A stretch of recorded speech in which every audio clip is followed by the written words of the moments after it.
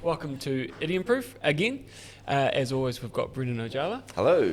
Our special guest tonight is Simon O'Neill. Hey, Good Mr. evening. Simon O'Neill. Hey. Great to be back. Tell us something about you, Simon, that the person watching would find fascinating. Oh my goodness me. Find fascinating. Well, I'm 52. They will find that unbelievable. I know. You look at me and you're like, no, come on, really? This guy? Admittedly, I mean, look at the that white hair. lighting's doing some favours for all of us. But yeah, there'll be some shock and Yeah. horror. It's moisturiser. Daily moisturiser. That's the key. That's the secret. As always, we will discuss idioms and sayings, and we will find out the origins of those, and then whether or not we should be using them today, or maybe we should park them because they might be a little bit unsavory, unsafe, whatever they come out to be. There might be things that we might not want to use anymore, or they could be fine. So tonight we will start with Brendan. What have you got for us? Okay, I think this is probably pretty safe one, but let's try it out. Have you heard the expression pulling out all the stops? I have. I've heard it. You've heard it? I've heard it. Have we used it? I think I might have used it too. Yes. Nah. You've never used Never pulling used out the it. stops? No. Okay, so the origin, so the pipe organ, right? So this is a fascinating conversation. Pipe organs, since prehistoric times, apparently, we've been using pipe organs. The Greeks used the pipe organ in some kind of format or other, but really it was kind of in the 1700s. So that's when the saying started. So a stop in a pipe organ is a mechanism that stops the air flowing through certain pipes so that there's not so much noise. And so if you pull out the stops, then it's all noise, it's full on, and the thing is cranking, and so that's where they're saying. So it's like a dampener. Yes, if it stops in place, it dampens it. It kind of stops the airflow. Because you might not know this, Lance. Here we but go. In a pipe organ, it's the flow of air through almost like a whistle that creates the noise. And it goes from like a few centimetres to like metres and metres big, right? And so a stop will stop the air flowing, stop the noise. And so I'm pulling those out. I'm going for it. But is it only on certain notes? Is that what it is? I think, and I'm not an expert on the pipe organ, I Yeah. think every pipe has a stop. Now, that could be a controversial statement. That could be completely incorrect. How- But I'm going to run with it, and no one's going to know. Well, there could be one person who does Someone know. could be writing in. Yes. It would be such a fun thing to do as a child. Not a child, but like as in go to the organ, just take out bits and bobs and just really ruin what's about to happen. And You just could kind pull of out all the stops. Yeah, or some of Yeah. them. One. Yeah. But I feel like it would be a little bit like, when you're doing a puzzle and you miss a piece. Just I'm sure how many churches have lost. Bits of their organ. Yeah. Yeah. I think there's many organs in half in dilapidated states around the world, I think. And Yeah. imagine too that some of the cathedrals and things that have the organs, those stops would be worth more than other ones. You know. Yeah. You could go to St. Peter's Basilica, for example, as opposed to Stokes Valley local church. You'd want to be in the stop business, I reckon. You would. Stops. Well, there's a place in Petone actually that sells knobs and stops and things like that. So I'm sure knobs and knockers, I think it's called. I think they probably sell things like that too. So if you were short on stops, it'd be where you could go. Or the other. Yeah, okay. So 1800s, the phrase started. It became a little more figurative, colloquial in the late 1800s. So it's been around for a while, and yeah, I like it. Have you been to a whole lot of churches and you've seen these before? Where would be your favourite? My favourite. The one that springs to mind is the Dunedin Town Hall has a good pipe organ. Remember, as a kid... You've travelled the world, Yeah, Dunedin- you've been to all these Yeah. cathedrals, Yeah. and Dunedin has the one. Well, it's the one that stands out because I was, part of that schoolboy choir. Probably not a schoolboy, probably just, let's broaden that out a little. The choir as I was at school. And, you're singing Jerusalem, and then they got the pipe organ guy in and started kind of honking away, and away we go. It's inspirational stuff, Lance. And they have a rear view mirror, right? Yes. So the conductor's behind them, because you can't move the thing. It's not like a piano. It's stuck, whatever wall you decided, that's basically how it works, right? And so they've got the little mirror so they can watch the conductor. And I feel like there's a delay. That's the thing that does my head in about the pipe organ. I was going to mention that. I'm glad you brought that up, Lance. You're welcome. You hit the keyboard, And like a piano or something electronic, there's an instant noise. But because hitting the keyboard then starts a mechanical process, including some hot air, well, probably not hot, but wind being released through pipes, there's this delay. And so what a nightmare you've got to actually either kind of anticipate the beat or else you hit it and nothing happens. So imagine having to sing or play along to that. It's quite an art. I've actually done a recording before. Have you now? Yeah, brag. Weird brag. Where so I was a drummer, and how the setup and the acoustics in the building, the band was over there, like the orchestra will say. I was a little bit elevated and further back, and there was half a beat delay between what they were playing and what I was playing. And the only way to solve that was I just had to watch the conductor, because obviously like the speed of sight's correct, but the speed of sound's delayed, right? So I had to play half a beat out, and it really did my head in. So I don't want to say it's impossible, but you have to trust what you're doing is right, and that would be. I just think it's pretty like. There's very few people who got to play it, I'd imagine, because there's not like a whole band of these, so you have to be pretty good at it. And then when you finally get good at it, no one does it anymore as well, which would be it's a dying art, dying field. And it does require like full body coordination. Like you use your hands and your feet, you get right into it, right? Like tapping your head and rubbing your It's tummy. like dancing while typing. It's like a whole. There's a bunch of stuff going on. You need some coordination. Hey, does anybody know where the biggest pipe organ in the world lives right now? The Wanamaker Grand Court organ is the one I found, which was the largest fully playable musical instrument in the world. Let me give you a choice of 4. I might have this different than you. Notre Dame Cathedral, Paris. Been there, check. Sydney Opera House. Didn't even know they had one. Been there, check. Atlantic City Boardwalk Hall. It's an outlier. Or fourthly, the St. Peter's Basilica in the Vatican. Ooh. Which of those has the biggest pipe organ? Not the Vatican. Okay. Did it burn down at Notre Dame? Notre Dame's roof. I'm not sure if the organ was affected. I think if it was, it's been rebuilt better than before. Oh, nice. No, it wasn't that one. With those parts from I think it was the second one.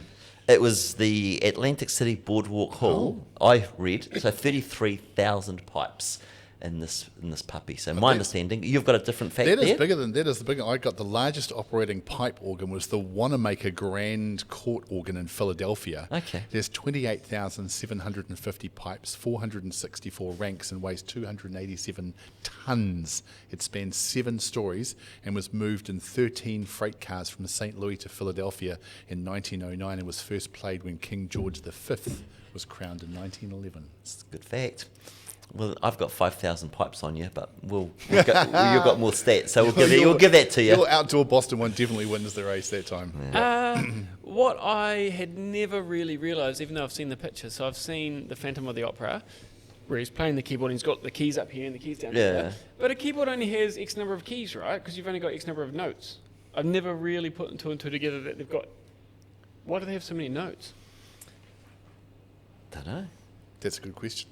I don't know. And when did someone go, yeah, you've got all these, but how about we just put it down to about 27 or whatever the number is? Well, there's an infinite number of notes, isn't there? It's just that... Octaves, right? Yeah, well, keep going. And if you've got that many pipes, how many stops have you got that you're trying to be pulling out? Yes. There's a lot of stops to pull out. Sounds like a good game, eh? Like race to the bottom. How quickly can you put the stops? I was like, oh my goodness, we've got to go back to Boston again. You sure he said all the stops? Yeah. Pull out some of the stops. Yeah, I'd be on board with that. So these days it's used more as hey, you're going the full hog, right? You're full noise. Yeah, full noise. Everything, yep. Yeah. So it still works? The saying? Yep. When I think of going full on, I often think of Star Trek, kind of going warp speed, like you're just going. So, do you know anything about warp speed? So, you've got one warp speed. Yeah. That's. Wait, is it a real? Absolutely. Didn't you watch Star Trek, Lance? It's real. Let me tell you a little bit about warp speed here, because I think this will just intrigue you. Warp speed, firstly, is not linear, right? It's an exponential curve. So one warp speed is light speed. Okay. warp 9 is thousands of times faster than light. Oh, I see. Right? Yep. And warp 10 is infinite speed, so all points in the universe simultaneously. So warp 10's getting, but that's pulling out all the stops, I would have thought, right? Star Wars? What were they trying to get to? Like, what warp? Just warp speed, right? Just go as fast as you can. Get away from the bad guys. But I think warp is Star Trek. Yes. I think we're in a different universe, Yes. Lance. I don't like to tether with Star Trek, I know. but we'll talk about that another time. Yeah, that's a different story. Yeah. Right. Yeah. Pulling out all the stops can lead to bad things happening. Do you reckon? Yeah, because there's a infinitesimal gap between things going well and then just a little bit too far. Didn't you watch Top Gun? What was the next version? Maverick? The Maverick, Maverick, where he yeah. just pulled all the stops out and the thing blew up. That's what happens, Lance. Yes. What I like is how every time we do one of these, you end up talking about Tom Cruise. So we can explore that at It's no another longer date. Kevin Bacon. It's now Yeah, 2 it's degrees of Tom Cruise. separation of Tom It's Cruise. Tom Cruise. Excellent. I thought about different stops, like when you stop, it's hammer time, or don't stop believing, stop dragging my heart around. MC Hammer was my first ever cassette Love. tape. Your first ever cassette tape. Oh, sorry. even I thought you guys like Lance was what? Did you have hammer pants that you wore Nah, but I whilst knew you were guys that listening did. to your? I knew guys really? that did. So my brother crashed his car and rolled it 3 times, and I was real annoyed because he had my MC Hammer tape in there, and I couldn't get it out.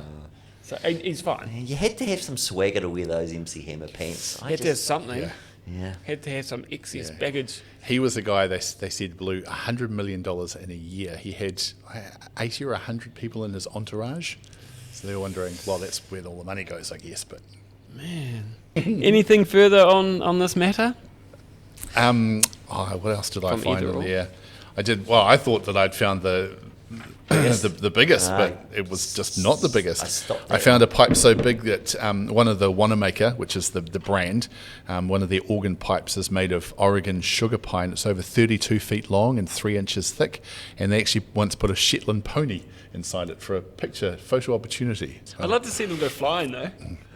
Like if you could put pets in, like you know how like those shoots that you used to have in like an office space. Well, You like could those put, t-shirt rockets. Yeah. It's just like cats and dogs. Maybe that's where the saying came from. Yeah. If we Find talk a about Shetland that, pony. People go Organ. crazy when they do that. What do they call it? Like the guns they shoot the. Yeah. People get into fist fights over and Oh, catch really? the shirts or balls or whatever they. I don't even try. I don't want the shame of dropping it. So, and I don't need your t-shirt. All creased. Yeah, Like, at he least, just goes I to don't the need merchandise your store fast in the fashion. concourse. yeah, at least if it was ironed, but certainly not in that state. No. So what are we saying about this? I like it. Pull out all the stops. Yep. I'm into It's still it holds up. Yep, I think it's fine. People would get it even if they've never heard it, I think. But, yeah. It might not be that relevant, the origin story. I mean, pipe organs aren't that cool, but I like it as I say. Okay, yeah. Agreed. Would use it? Yep. Still wouldn't use it, but I'm on board. I'm happy if somebody else uses it around me. Yeah, Little parts. I know what it means. it's Lance appropriate. Lance appropriate. All right, here we go with idiom number 2. Simon. I had some fun looking at this one this time round, and I discovered a few that then got vetoed for one reason or another. And the one that I landed on this time round was Wait, by whom? by me. Oh.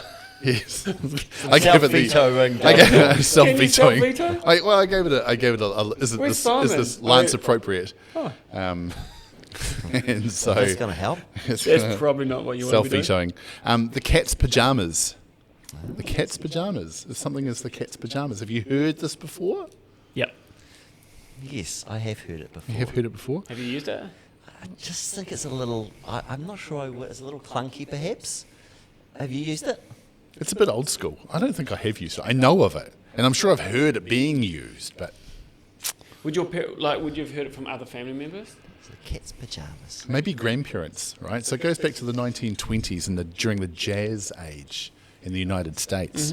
And it was, alongside sort of the bee's knees and the cat's whiskers and the eel's ankles was also thrown in with this group. Have you heard the eel's ankles before? Who gets away with this stuff? The snake's hips, The even. snake's hips. Yeah, the snake's hips. I've never heard that before. Hey, they were just taking, excuse my language, they were just taking the piss at this stage, weren't they, really? P word. In terms of... The eel's let's just- ankle, come on. So cats were associated with sleekness and style, and I guess to an extent these days it's still used. You know, he's a cool cat. Oh, yeah. Yeah, that's still kind of there. These and days. pajamas. Remember, this is the 1920s, right? It's a different world, obviously. Relatively new and quite a fashionable type of sleepwear. Certainly in the West, that was borrowed from South Asian attire. Pajamas. So if you were wearing pajamas, and they very loosely were able to be used, as they are still at times in Lower Hutt when I go to the supermarket, people wearing pajamas out as loungewear or general wear as well as And actually sleepwear. How's that working in terms of a style? Ugg boots and all these That's the cat's... Hey, you say, that is the cat's pyjamas. It's the kids' I pajamas. think Bananas and perhaps a pyjamas. slightly different vibe. Because so if you're a cool cat, Yeah. and then you were wearing pajamas, you were just... You've got it all. That was you were it. the snake's hips at this stage. 1920s, You you were a pulled out all the stops. superstar. You were a superstar. Wow. Yep, absolutely. The funny thing about that, so like, Ugg boots were a sign of in public, whatever, and then they became a thing. Like the Kardashians started wearing them, and So there's let's just go back to that initial statement. Yeah. So, Ugg boots were a sign of... Are you going to be a little bit more now. articulate around that? I don't want to throw stones No, you should not. when one's from Palmerston North. But if we're talking people from the Hutt, so I like to think that Palmy's like the greater Upper Hutt. Yeah, and so there's some unity there. Yeah. And you will find in both places people who wear Ugg boots publicly shopping, potentially in Kmart. So what do I think of that? I'm not a fan. However, maybe it's jealousy. Like I'd Hey, love to wear it's- Ugg boots and pajamas. It's just like, just stuff you. I just don't care. I'm going to be comfortable. Isn't that cool? That is an Yeah. excellent thing, Lance. Yeah. No, It is So an get off your judgy high horse Have, and just yeah, run but with it. have you ever done it? And would you? I've Wait, s- what do you wear to bed? Well, I'm not. We'll get to that in a minute. Let's get to the. It's a rather personal It could be question. really- Lance. Now, Yeah. Is it Kmart appropriate is what I'm Yes. saying? I wear the cat's pajamas to bed. Yeah. I have absolutely worn my Ugg boots to the supermarket. I can see you do that. Yeah. And it's just because it's not as a fashion statement. It's just because it's comfortable, and I just don't care what people think when I need to go and get a loaf of bread at the supermarket. I purposely didn't buy Ugg boots for the risk of me wearing them publicly. So I take it away from me. Sometimes you have to like just get away from the cliff to save yourself. It's like take the chocolate biscuits out of the Yeah. pantry, or else you're just gonna. I can't be eat them. trusted. Too dangerous. Yeah. Way too dangerous. So you don't wear your Ugg boots to bed, but sleepwear Yeah. these days. Yeah. I mean, pajamas are a thing. I mean, you walk in, places like Peter Alexander, or you can pay a lot of money for, and there's some really decent designer pajamas out there. Do you have a preference on the type of material that you like to wear to bed? I do. So apparently, there's a big difference between the British and the American sleeping habits. So apparently, 70% of Americans wear pajamas to bed. Only 40% of British wear pajamas to bed. What are the other 60% be wearing? Either undies or nothing. Goodness. Can't wear undies to bed. No. So you're Right. nothing kind of a guy. No, I'm Certainly not. not the same undies that you've just been wearing all day. You just take Hey, everything else off except your undies. It What just does that feels mean? restricting. I want to be free. Astronauts in the International Space Station, they wear specially designed pajamas made from breathable antimicrobial fabrics to stay comfortable. So you like to be comfortable. Maybe I should So get some of perhaps those. there's an astronaut's line that we could look at. It's kind of like the fleece onesie, really, isn't it? Same onesie, kind of yep. category. The microbial spacesuit. It seems like a lot of effort to get some sleep to go to space. South and Central Asia pajamas were originally loose trousers tied at the waist. So they were quite That's happy to what go I down like. to their local markets and supermarkets. Maybe they had supermarkets back then, but they had markets. And be wearing those things down there. Interesting what other countries call pajamas as well. It actually comes from an old Hindi word, pyjama, which means leg garment. So originally it wasn't actually the whole thing, it was just something to wear over your... See, I can imagine that would be you, Lance. You're just the bottom's kind of a guy, Yeah, I am. right? Yeah, yeah, definitely. I hate the everything. Just get off me. Like I hate the bunching and The restriction. Yeah, I just can't stand. Like you're facing to the right, say, and then you want to go to the left, and everything's kind of trapped, and you're like, oh, Yeah. Is that anyone? You're going to kind of lift your hips and then you kind of get twist and grumpy drink, because you're like, yeah. oh, for goodness sake, I'm just trying to turn here. Why is there so much effort? Yeah. French, Spanish, Italian, Dutch, Portuguese all have the same kind of name, pajama. But the Germans, unsurprisingly, What have they got? sleeping suit. Oh, I like that. Which in That German I is, like. Which in German is de pajama or de Schlafenzug. Oh, I love So that. we've been saying, as we've been researching this to my 9-year-old, I've been saying, it's time to go and hop into your nightwear there. Will you be wearing de pajama or de Schlafenzug? Anyone's response was, what? Tonight is the Schlafenzug, Dad. Oh, I love that. Yeah, That's awesome. They had some fun, didn't they, with the the Germans? They have these great words for things like that, Schlafenzug. It's like the... Say it one more time, Simon. Go on, I know you want to. De pajama or de Schlafenzug? Schadenfreude, Yes. which is the German word for when you take pleasure in somebody else's pain. Say it again. Schadenfreude. I thought it was like when you didn't quite make it to the bathroom. Sharting, right, yes. Certainly don't do it in fruit. Different story, yes. But I understand what you mean about the whole twisty-turny with your pyjamas getting caught and tangled. But it was just a lead garment, so you're on the right track. Do we think it still stacks up? Perhaps it's too old school, 1920s jazz in America?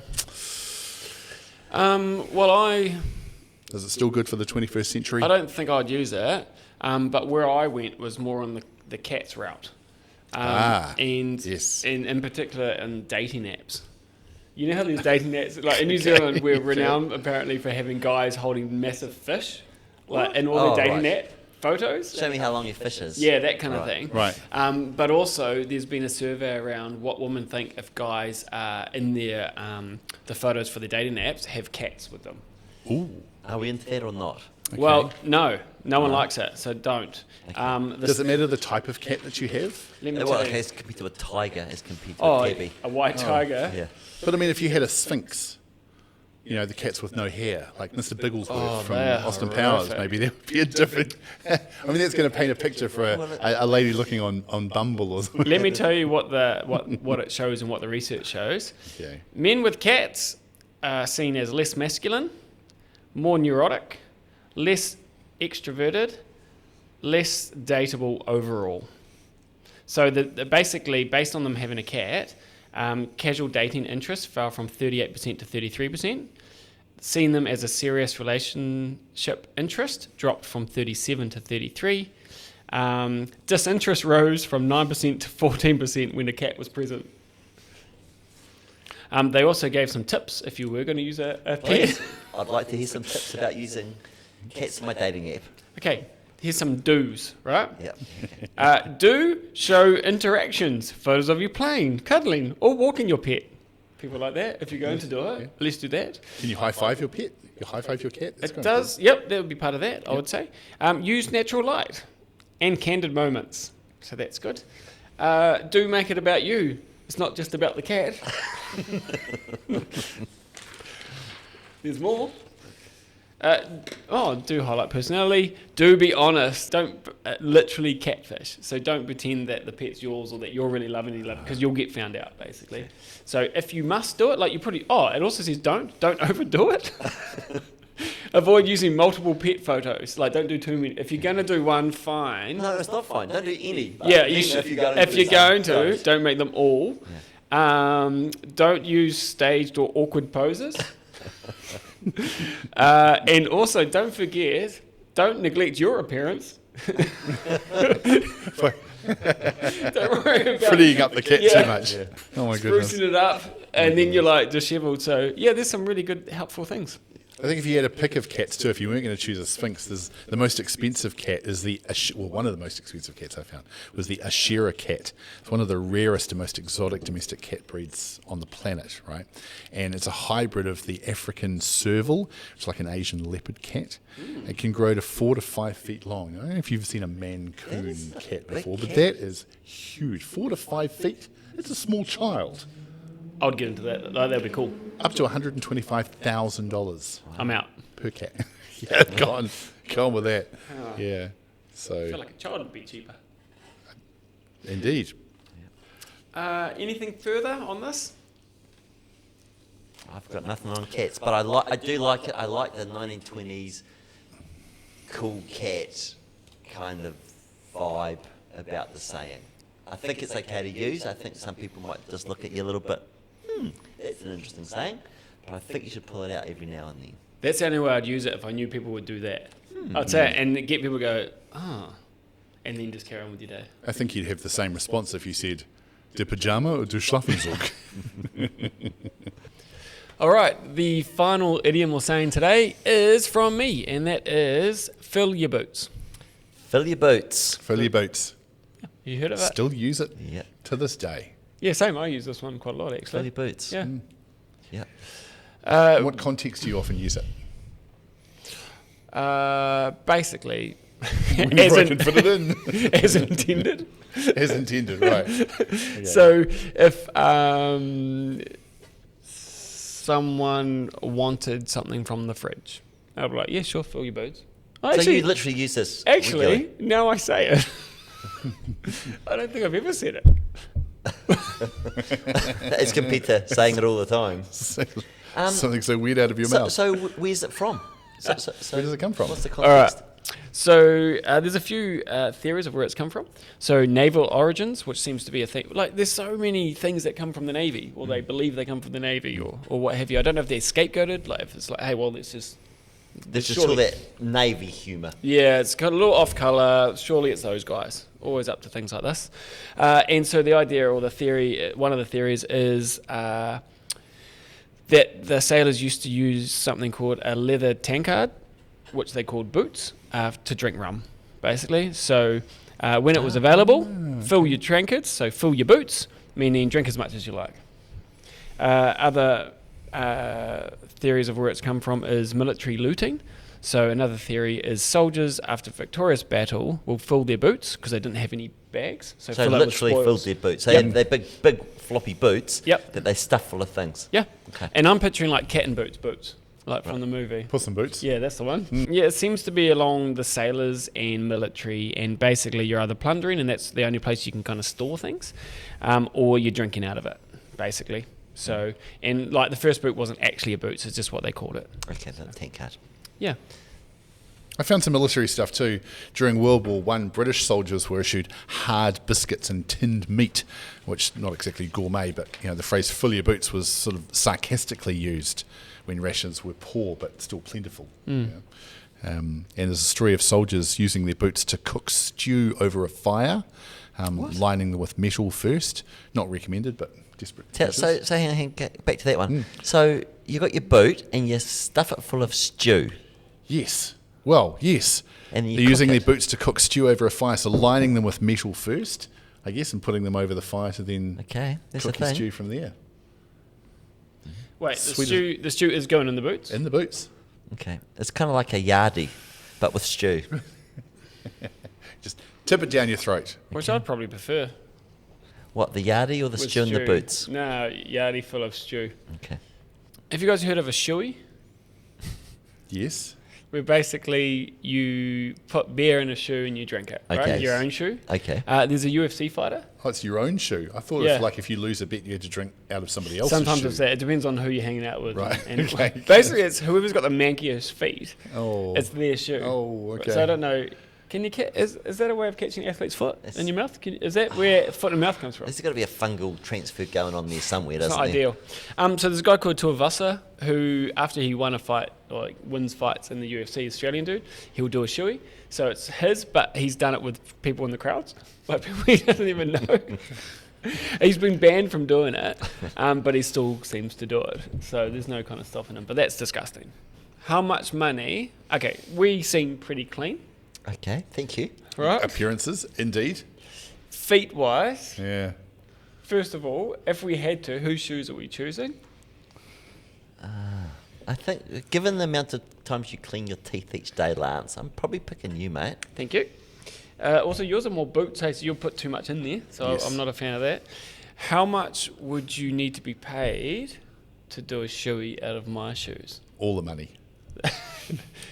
Actually, It's just a bit gross, but like, look. there's an amount, right? Oh, absolutely. A Yeah. little. It's not. $20 is $20. Yeah. Oh, look. I don't think I'd do it for $20, but give me 100, I'd be considering it. I think. $100. Yeah. Okay. What for you? What's your figure? My shoes? No, No. somebody else's shoes. Ah, here we go. Yeah. Give me two figures. One, how much to do a shoe out of your shoe? Two, how much to do a shoe out of Simon's shoes? Out of my shoe, I wouldn't even need $10. I'd be like, that'd be fine. Simon's, I need to take a look at his feet. Hey, I reckon that would be some zeros behind that for you, mate. And no offence to Simon's shoes, it's more about you. Yeah, it's more about me. Oh. And I'd be wanting to know, what do you want to drink in the shoey?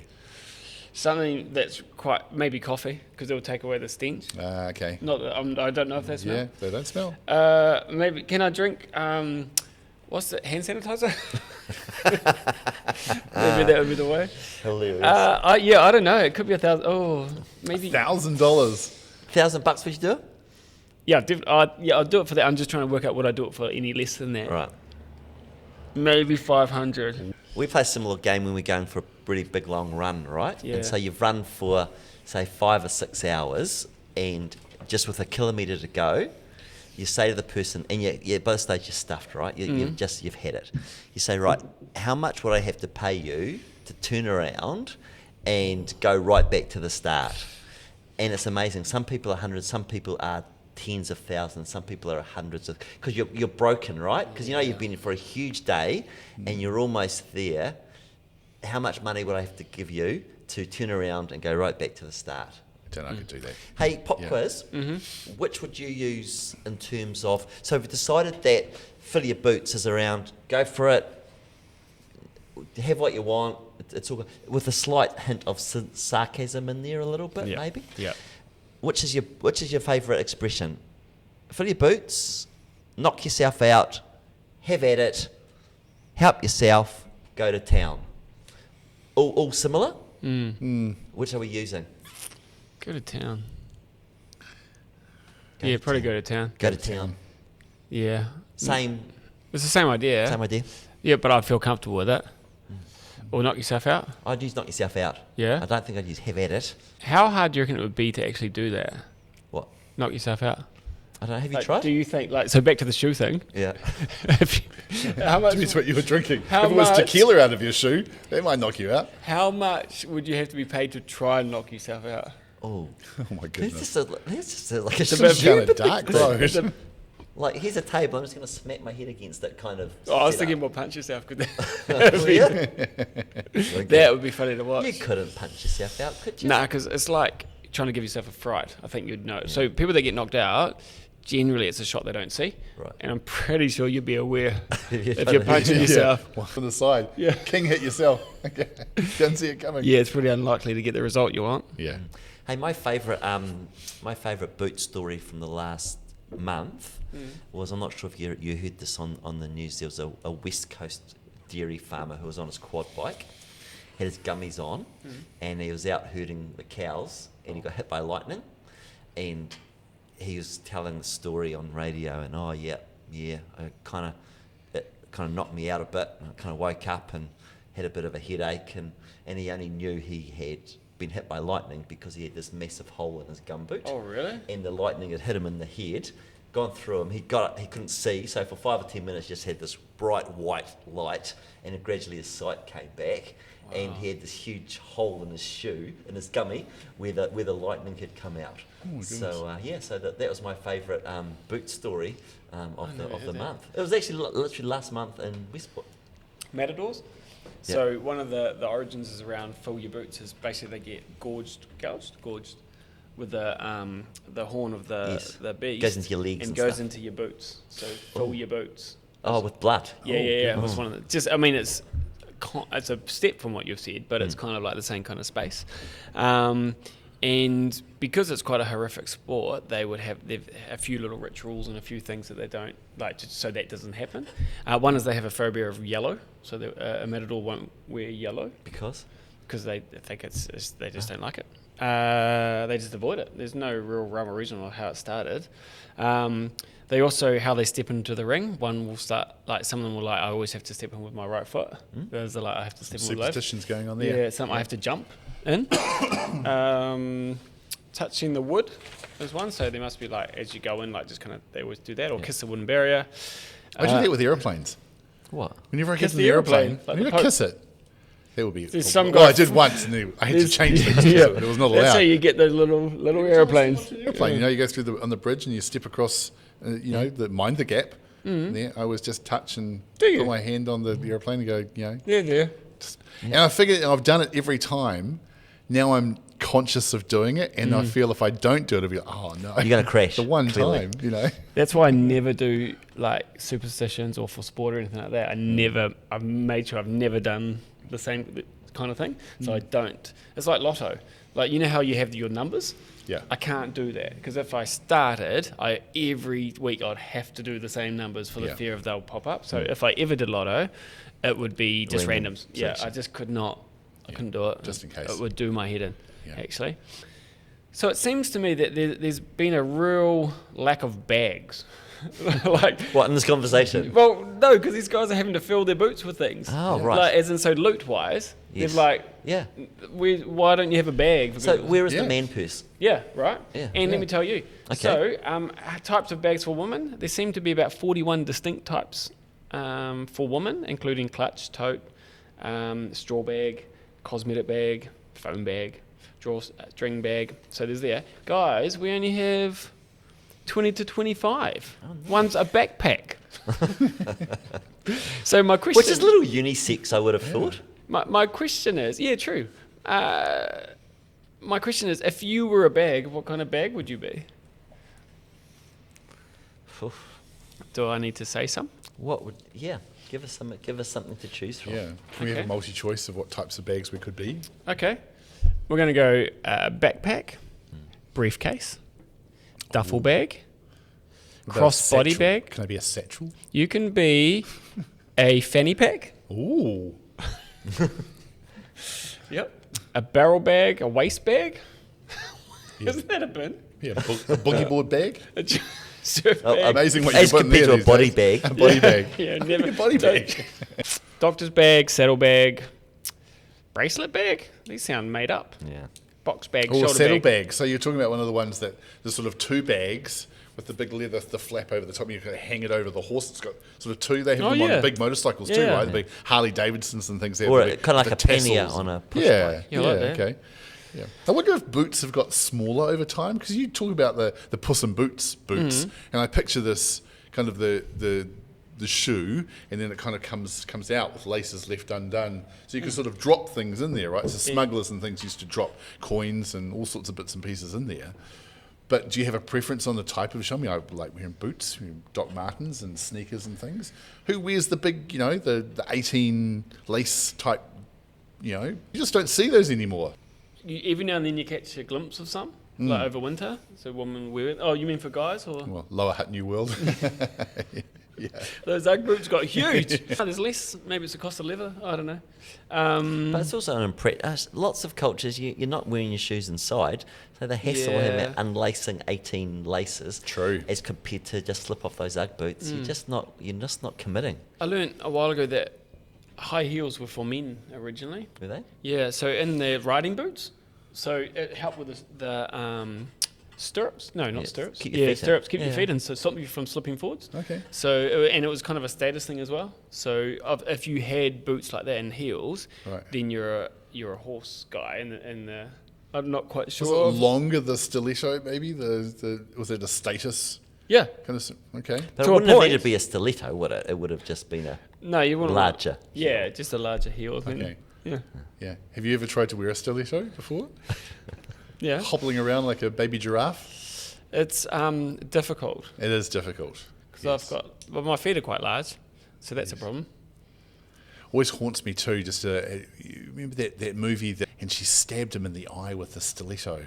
Why do I feel like I've seen that Do you recently? know that one? I feel like it had Rebecca De Mornay in it. She was a I don't know who that is. crazy, single white female. Oh yeah. That's what it was. Was it She in got that? stabbed with the high heel, stiletto high heel. It's an awful way to go.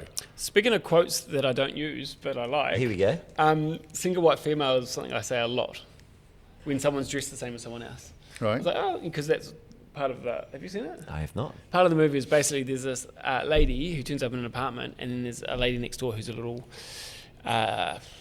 She's got some issues, we'll say. She's struggling with her own demons, and so she's tried to emulate this other neighbor and dress the same, cut her hair the same, and basically she's trying to be like her, right?